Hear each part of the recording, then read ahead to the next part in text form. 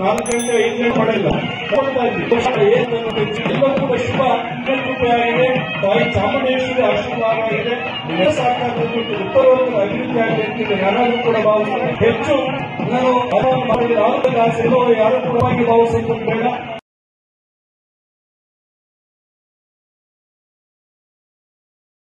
ಪ್ರಾರಂಭ ಆಗಿದ್ದು ನಾವು ಪುಸ್ತಕದಲ್ಲಿ ಓದ್ತೇವೆ.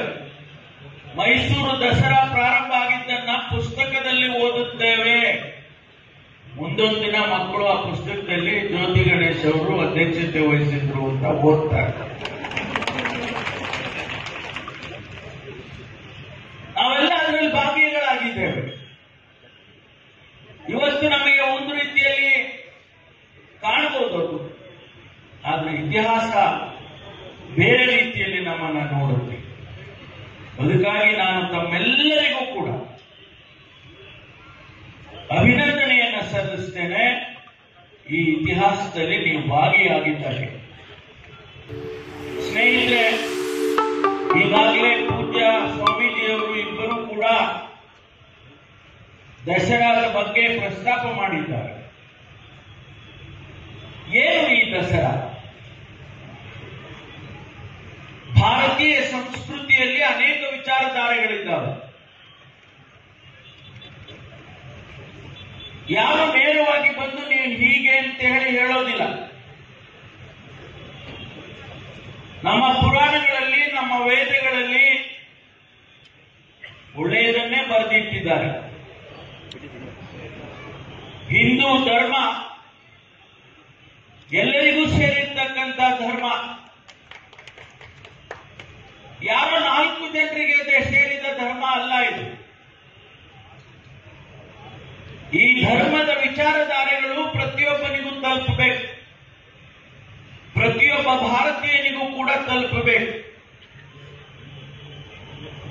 ಈ ಧರ್ಮದ ಆಧಾರದ ಮೇಲೆ ನಮ್ಮ ಸಂವಿಧಾನ ನಿಂತಿದೆ.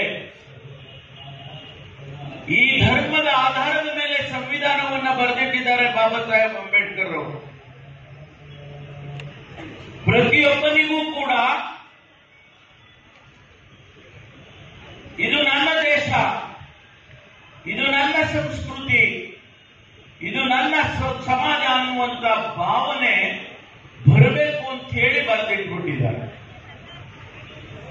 ಭಾರತೀಯ ಸಂಸ್ಕೃತಿ ಹಿಂದೂ ಧರ್ಮದ ಮೇಲೆ ನಿಂತಿದೆ ಅಂತ ಹೇಳಿದಾಗ ಆ ಹಿಂದೂ ಧರ್ಮದ ಪ್ರತಿಯೊಂದು ವಿಚಾರಧಾರೆಗಳು ಕೂಡ ಆ ಭಾರತೀಯನಿಗೆ ತಲುಪಬೇಕು ಅನ್ನುವಂಥದ್ದು. ಒಂದು ಹೊಸ ಚರಿತ್ರೆಯನ್ನ ತುಮಕೂರಿನಲ್ಲಿ ಪ್ರಾರಂಭ ಮಾಡ್ತಾ ಇದ್ದೇವೆ. ಇದು ಯಾರಿಗೆ ಇಷ್ಟ ಇದೆಯೋ, ಯಾರಿಗೆ ಇಷ್ಟ ಇಲ್ವೋ, ಯಾರು ಏನು ಅಭಿಪ್ರಾಯಗಳನ್ನ ಇಟ್ಕೊಂಡಿದ್ದಾರೋ ಅದೆಲ್ಲವೂ ಕೂಡ ಪಕ್ಕಕ್ಕೆ ಇಟ್ಬಿಟ್ಟಿದ್ದೀನಿ ನಾನು. ಜಿಲ್ಲೆಯ ಎಲ್ಲ ಶಾಸಕರು, ನಮ್ಮ ಸಚಿವರಾದಂತ ಸೋಮಣ್ಣನವರು,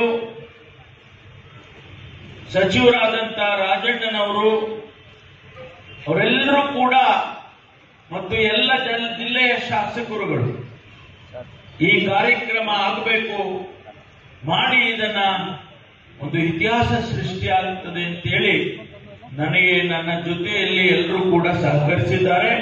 ಮೊದಲನೇದಾಗಿ ನಾನು ಅಭಿನಂದನೆಯನ್ನ ಅವರಿಗೆ ಸಲ್ಲಿಸ್ತೇನೆ. ಅನೇಕ ವರ್ಷಗಳಿಂದ ಇಂತಹದ್ದೊಂದು ಉತ್ಸವವನ್ನ ಕೆಲವು ಹಿರಿಯರು, ನಮ್ಮೂರಿನ ಕೆಲವರು ಹಿರಿಯರು ಆಚರಣೆಯನ್ನ ಮಾಡಿಕೊಂಡು ಬರ್ತಾ ಇದ್ರು. ಇಲ್ಲೇ ಈ ಜಾಗದಲ್ಲೇ ಮಾಡ್ಕೊಂಡು ಬರ್ತಾ ಇದ್ರು. ನಾನು ಅವರನ್ನು ಕೂಡ ಸ್ಮರಿಸ್ತೇನೆ. ಯಾಕೆಂದ್ರೆ ನಮ್ಮ ಸಂಸ್ಕೃತಿಯನ್ನ, ನಮ್ಮ ಧಾರ್ಮಿಕ ವಿಚಾರಧಾರೆಗಳನ್ನ, ಇವೆಲ್ಲವನ್ನು ಕೂಡ ಅವರು ನಡೆಸಿಕೊಂಡು ಬಂದಿದ್ರು. ನಾನು ಮತ್ತು ನಮ್ಮ ಜಿಲ್ಲೆಯ ಆಡಳಿತ ನಾವು ಯೋಚನೆ ಮಾಡಿದೋ ಇದನ್ನ ಒಂದು ದೊಡ್ಡ ಪ್ರಮಾಣದಲ್ಲಿ ಮಾಡೋಣ ಮತ್ತು ಇದು ಊರಿನ ಉತ್ಸವ, ನಮ್ಮೂರಿನ ಉತ್ಸವ ಆಗಬೇಕು. ನಮ್ಮ ತುಮಕೂರು ಜಿಲ್ಲೆಯನ್ನ ಪ್ರತಿಬಿಂಬಿಸುವಂತೆ ಆಗಬೇಕು. ನಮ್ಮೂರ ಉತ್ಸವ ನಮ್ಮೂರ ದಸರಾ ಆಗಿ ಪರಿಣಾಮ ಆಗಬೇಕು ಅಂತೇಳಿ ನಾವೆಲ್ಲರೂ ಕೂಡ ಕೆಲವರು ಯೋಚನೆ ಮಾಡಿ ಇದನ್ನ ಮಾಡಬೇಕು ಹೀಗೆ ಅಂತೇಳಿ ನಾವು ಯೋಚನೆ ಮಾಡಿ ಆ ಹಿರಿಯರನ್ನು ಕೂಡ ಸಲಹೆ ಸೂಚನೆಗಳನ್ನು ಕೂಡ ನಾವು ತೆಗೆದುಕೊಂಡಿದ್ದೇವೆ. ಇವತ್ತು ಪ್ರಥಮವಾಗಿ ತುಮಕೂರಿನ ದಸರಾ ಅಂತ ಹೇಳಿ ತುಮಕೂರು ದಸರಾ 2024 ಇತಿಹಾಸದಲ್ಲಿ ಉಳಿದೋಗುತ್ತೆ. ತುಮಕೂರಿನ ಇತಿಹಾಸ ಬರೆಯೋರು ಮುಂದೆ ಒಂದು ದಿವಸ ಬರೀತಾರೆ. ತುಮಕೂರು ದಸರಾ 2024 ಅಕ್ಟೋಬರ್ 3ನೇ ತಾರೀಕು ಪ್ರಾರಂಭ ಆಯಿತು ಅಂತೇಳಿ ಇತಿಹಾಸದಲ್ಲಿ ಬರೀತಾರೆ.